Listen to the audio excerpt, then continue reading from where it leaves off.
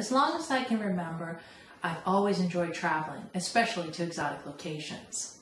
The first big trip I took was in grade 6 when I went to Spain and Morocco. Spain was a real treat to visit. I really like Morocco with the bazaars, the snake charmers, and camels. In grade 8, we went to Greece, Italy, Turkey, and Yugoslavia. Greece was beautiful and Turkey was fascinating. I particularly remember seeing very few women on the streets, an experience I was to repeat in Egypt many years later. Italy was wonderful, and visiting Venice was a dream come true. Here I am soaking in the experience. Yugoslavia was particularly interesting and obviously has gone through tremendous changes in the recent years. Going to my first communist country opened my eyes to a whole new world. To be fair though, Yugoslavia was more of a communist light experience. There were still a lot of capitalist overtones in this country where I celebrated my 14th birthday. In grade 10, I went off to Cuba for the first time. This Cuba bears no resemblance to the Cuba of today. This Cuba was visited by Canadians and Eastern Europeans only. Tipping was not allowed, and the experience was pretty low end. People say the food is lousy in Cuba today. It's unbelievably improved. At that time, you had to carry around a pad of paper showing how much money you exchanged, and then every time you made a purchase, the money was deducted from your chip. This was instituted as a way to stem black market money exchanges. It was a really fascinating experience. I returned to Cuba many times since then, but now it's just a sun vacation where you're a tourist and their staff. Back in the day, it was a real cultural exchange. The people wanted to know about you, how you lived, and we wanted the same. It spurred my friends and I to take Spanish courses so we could learn and experience more on each trip. This is my favorite place in Cuba, a little hut on the beach with twin beds and a shortwave radio.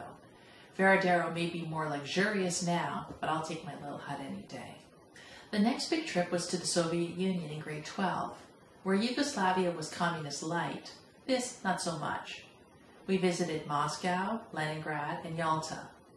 A few words can't do this trip justice, but it really did give me an entirely different perspective. I remember going to the GUM department store and seeing the same low-end merchandise in each and every store in this huge mall. There were very few consumer products, mostly babushkas and rubber boots, and no shortage of nesting dolls. The higher-end products included electronics and jeans, and they were reserved for the hard currency stores. Russia today is nothing like the Russia I visited. Today, GUM is the high-end place to shop. Sorry to take up so much time on consumerism. Russia also has great beauty like we see here in the palace at St. Petersburg. After high school, I went to Australia for 3 months.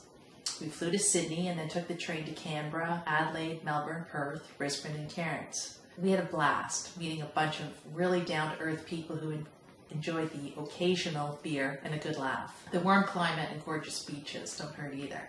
After graduating from university, I went back to Europe, this time to Holland, Germany, and a couple of different Greek islands for good measure. After graduate school, I took my most interesting trip ever. I took a Spanish immersion course in Antigua, Guatemala for 2 months. The one thing I found particularly interesting was how the pagan rituals became enmeshed with Catholicism.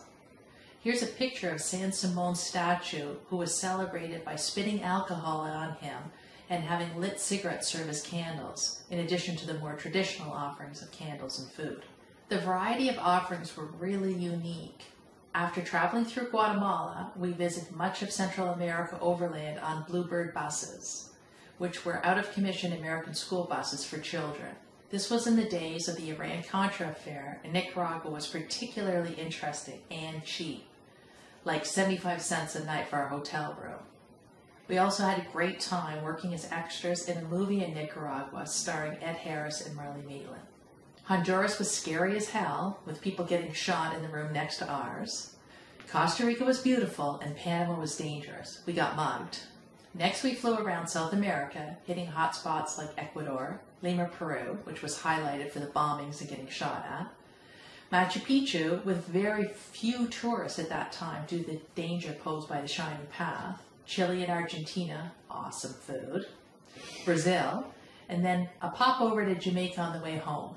Other big trips that have followed include Egypt and Thailand, both countries fascinating, friendly, and close to my heart. Both countries have hustle and bustle in the big cities, and of course, great places drenched in history. Egypt is an absolute wonderland. It has it all, from the pyramids to Mount Sinai, and from crazy keep your life in your hands crossing the street in Cairo to beautiful beaches in Dahab. And where do I even start with Thailand? This country made such an impression on me, it's definitely a top contender for my exotic retirement. I've also had fun going to a bunch of cities in North America to go on baseball road trips. I'm a huge Blue Jays fan. I've also visited Alaska, where we had a blast whitewater rafting. Zip lining in the Caribbean was also a lot of fun. But so is heading up north to a cottage with friends. And of course, there are all the island holidays. But let's not classify them as traveling. These are important in their own right. After all, I want fun in the sun in my exotic retirement. But these trips are hardly the ones that make you grow, except around the waistline.